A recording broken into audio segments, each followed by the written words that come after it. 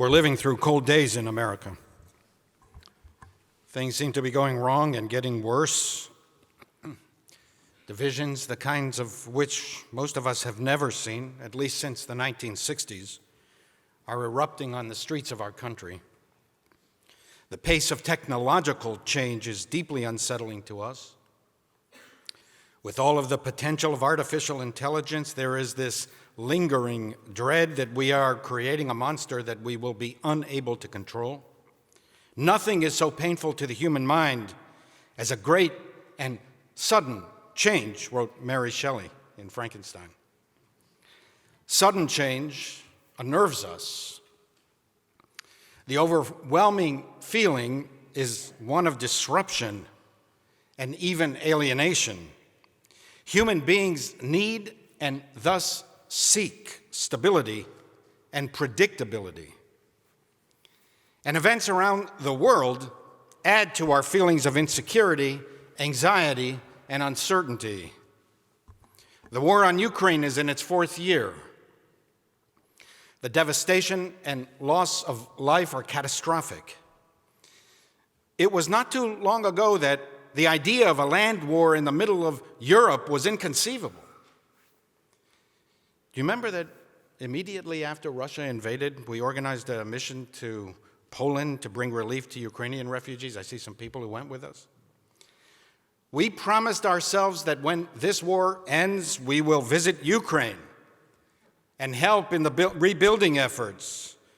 None of us imagined that it would be 4 years with no end in sight.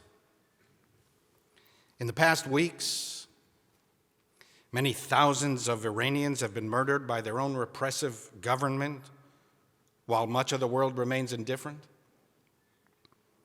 The thundering silence of the human rights community is deafening. Extremist Muslims killing liberal, freedom-loving Muslims doesn't seem to bother them.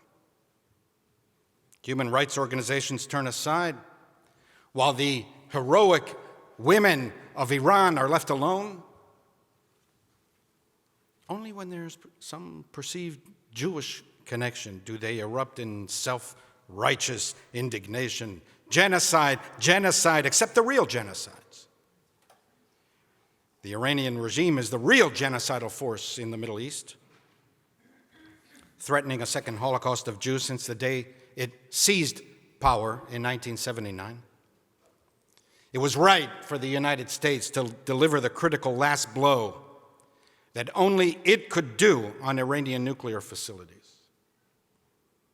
I don't know what the future holds,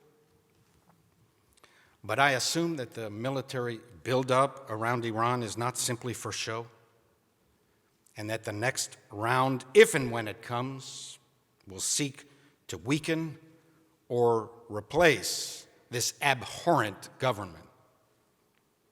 And specifically for the American Jewish community, we're living through an explosive surge of anti-Semitism, the likes of which no American Jew alive has experienced in the United States. It should be unsurprising to us. It always unfolds this way. In direct proportion to the degree of internal unrest. Jew hatred is a warning sign that something rotten is metastasizing in society itself. And as bad as it has become here, it's worse in Europe. On my recent visit to London, our Jewish friends from university days told us that they and most of their friends have either already left the UK or are making plans to leave. They see no future for Jews in Britain or in vast parts of Europe. And these crises, any one of which would have demanded copious attention, all seem to be happening at the same time. We hardly even know what to focus on until the next crisis and the next outrage erupts. Some attack on the independence of the Federal Reserve, or the courts, or the Justice Department, or the NATO alliance. But take heart. At least Greenland will soon be ours. The easy way or the hard way? Ahab never thinks, he only feels. Gnawed within and scorched without, with the infixed, unrelenting fangs of some incurable idea. The Greenland whale is deposed, the great sperm whale now reigneth. For many of us, the atmosphere seems surreal, because while we read, we watch, we worry about events in our country and the world, our lives have hardly changed at all. Tomorrow will look like today. Our stock portfolios are healthy. We will go to work, send our kids to school, see friends, dine, and go to shows. It is, of course, an illusion. We are not protected from the intense winds of social change blowing at our doors. We are safe until we aren't. Like how Ernest Hemingway described going bankrupt, gradually and then suddenly. What to make of all of this? I've struggled these last few months to develop a coherent message to you because it's impossible for me to focus on any one issue. It's all happening at the same time. Maybe that's by design, the strategy. Everything, everywhere, all at once. But I do know this. The common denominator between politics and religion in a free society is the moral code. None of the institutions of democracy can survive without a keen sense of our moral obligations. Once people lose trust in the goodness and the decency and the fairness of governmental and non-governmental institutions, disintegration sets in. The poet William Butler Yeats described it in this way in the immediate aftermath of World War I. Things fall apart. The center cannot hold. Mere anarchy is loosed upon the world. The ceremony of innocence is drowned. The best lack all conviction, while the worst are full of passionate intensity. Judaism preaches peace, but we are not pacifists. We have no illusions about the destructive impulses of the human creature. Hence, the Mishnah states, pray for the welfare of the government, for were it not for its authority, people would swallow each other alive. Without state coercive power, we would have anarchy, what Thomas Hobbes described as a life with no arts, no letters, no society, and which is worst of all, continual fear and danger of violent death, and the life of man solitary, poor, nasty, brutish, and short. But the awesome coercive powers of the state, if misused,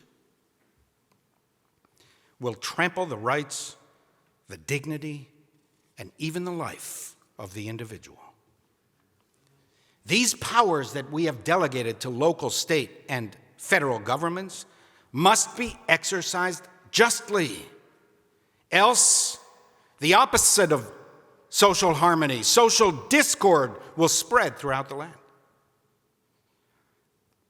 Judaism's goal is to influence the state to exercise power justly. Not to defund law enforcement agencies, but to insist that they wield power morally. Such as our world is now, the lion will not let the lamb graze in peace. It is the responsibility of our government to protect us by force, if necessary, from the rampaging lions of the world. But Jewish morality is also about the weak, the slave, the dispossessed, the suffering, those who need protection from the overwhelming power of the state. Perhaps might makes right has some appeal in realpolitik, but it has no place in religion. Upright makes right is the Jewish way. We seek a fairer, more just, more compassionate society. And on those occasions where force is necessary, our tradition urges us to wield it as humanely as possible. Humility and reverence should guide and restrain the use of force. Does it sit well with you that heavily armed, masked federal agents are patrolling the streets of American cities? Their presence forced upon the local population against their will? Even if you support tough immigration policies and robust enforcement, are you sanguine with men, women, and children grabbed from stores, restaurants, courthouses, hospitals, schools, at work, at playgrounds, in sports stadiums, in their homes? Some of them undocumented and living illegally in this country. Some of them criminals, but others legal residents and even American citizens. Is this America? Is this who we are? Is this who we want to be? Did you have to shoot Renee Good 3 times and kill her? I have great sympathy and respect for security personnel. I myself was in the military. Their job is to protect us. They often do the difficult work that nobody else wants to do. Our synagogue staff works closely with the local police precinct. We trust them and rely on them. They are good people. Often they must make split-second decisions that do not lend themselves to slowing down a video to microframe after microframe. Still, even if you feel threatened, you couldn't have just gotten out of the way? Couldn't you have exercised a modicum of self-restraint? You had Renee Good's license plate. You knew where she lived. You had her personal details. You videotaped her. Could have easily tracked her down. And it's not only the ICE agents. What is especially galling to me are the politicians who sent them there, not sufficiently trained. They get 47 days of training now in honor of the 47th president. And who, without any investigation, immediately concluded that Ms. Good was what they called a domestic terrorist. Really? Really? This American suburban mother, in her suburban car, was a domestic terrorist? Don't fan the flames. Don't pit us against each other. Acknowledge the human tragedy. Express compassion and concern, and promise an investigation to determine the facts so that future tragedies could be avoided. In some respects, we are in crisis now around immigration because past administrations failed to control our borders.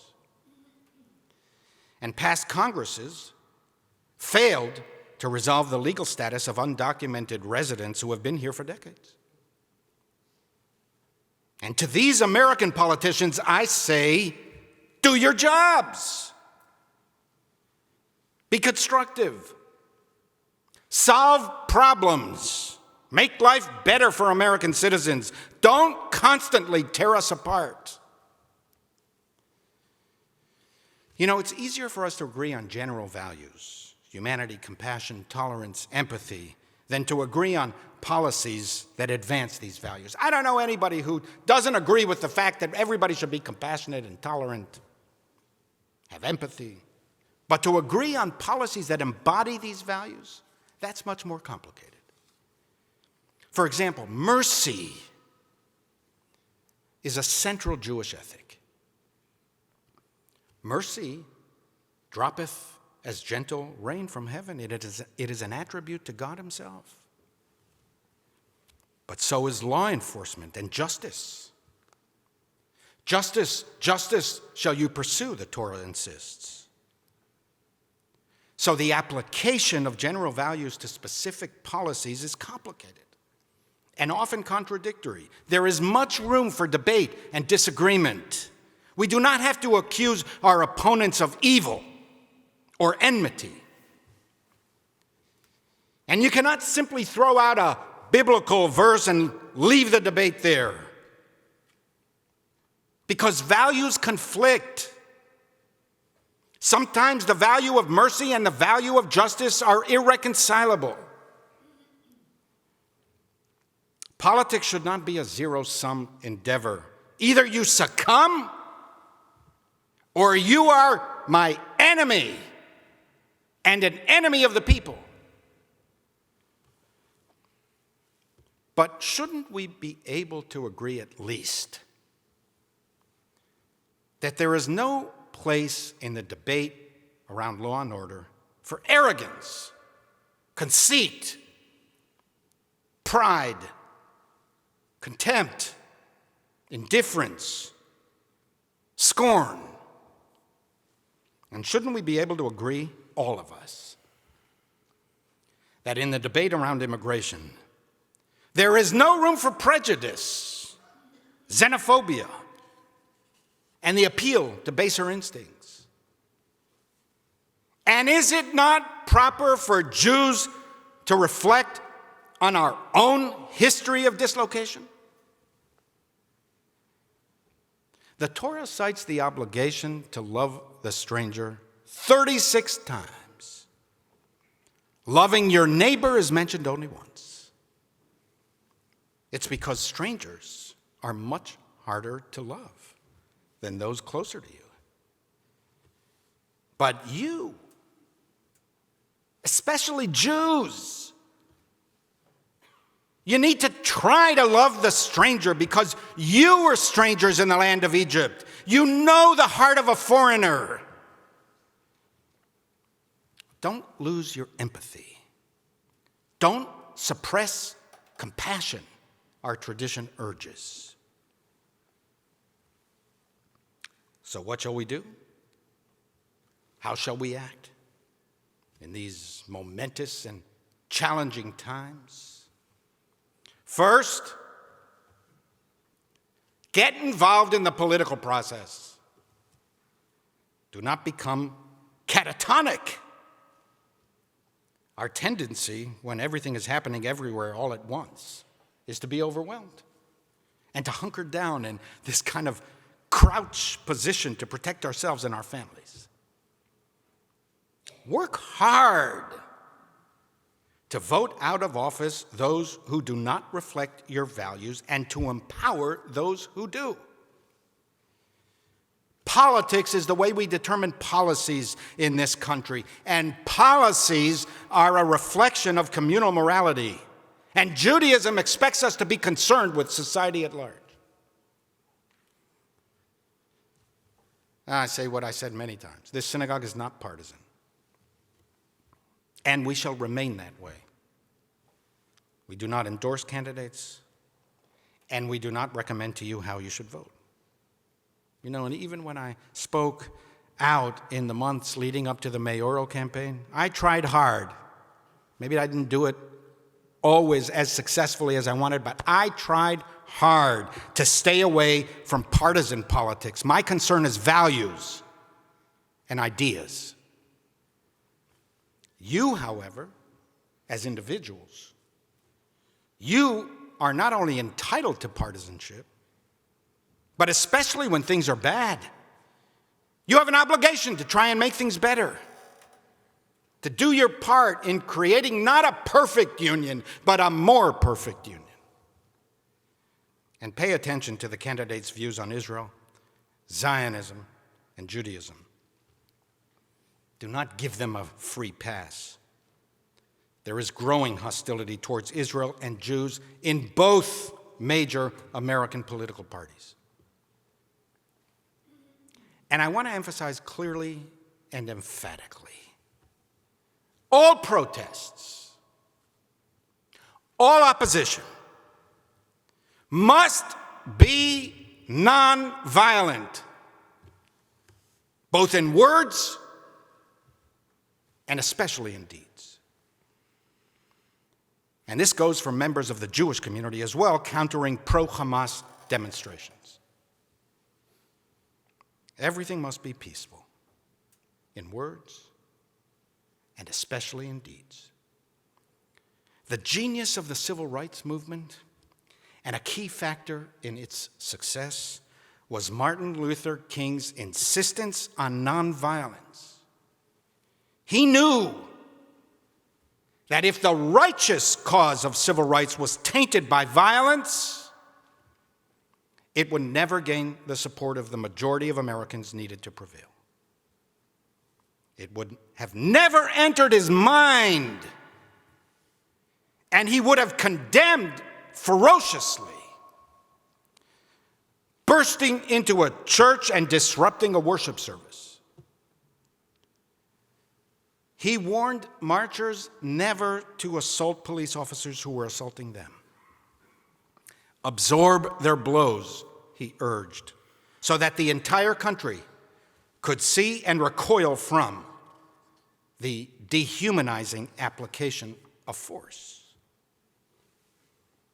And second, in your world, in your arena, in your lives, act decently. There is a direct connection between private morality and public policies. Personal behavior affects public behavior. Private values influence public values. Even if all around you people are behaving appallingly, be guided by the ethics of Jewish sages. A brute cannot be righteous. An ignoramus cannot be pious. The impatient cannot model behavior. And in a place where there are no decent human beings, strive to be a decent human being. Avoid intolerance, prejudice, and especially hate. Do not hate your kinsman in your heart. Hate is too heavy a burden. It consumes both the hated and the hater. If you are to be free, you must be free of hate. Hate feeds off itself and multiplies exponentially. When we allow hate to fester in us, the sympathetic heart is broken and we become repulsive to the other. What D.H. Lawrence described as the inward revulsion of man away from man.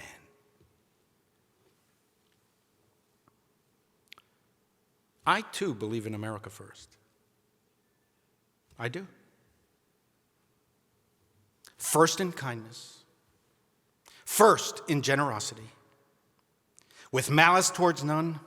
With charity for all. With firmness in the right as God gives us to see the right. America first in realizing the American dream. The dream of life, liberty, and the pursuit of happiness. America first to protect the dignity and worth of every human being. America first as a force for good. America first to pave the highways and clear the byways holding back human progress. America first, to bring light to all the dark places of the earth. America first, to raise every valley, to lower every hill, to level the rugged ground, and to smooth the high ridges, preventing human happiness. And when we do these things, when we unlock the fetters of wickedness and untie the cords of bondage, when we let the oppressed go free, when we share our bread with the hungry and take the poor into our home, when we clothe the naked, when we banish the menacing hand and evil speech, when we do these things, when America is first in this way, we shall be set aside astride the heights of the earth, a city on a hill, the eyes of all people upon us.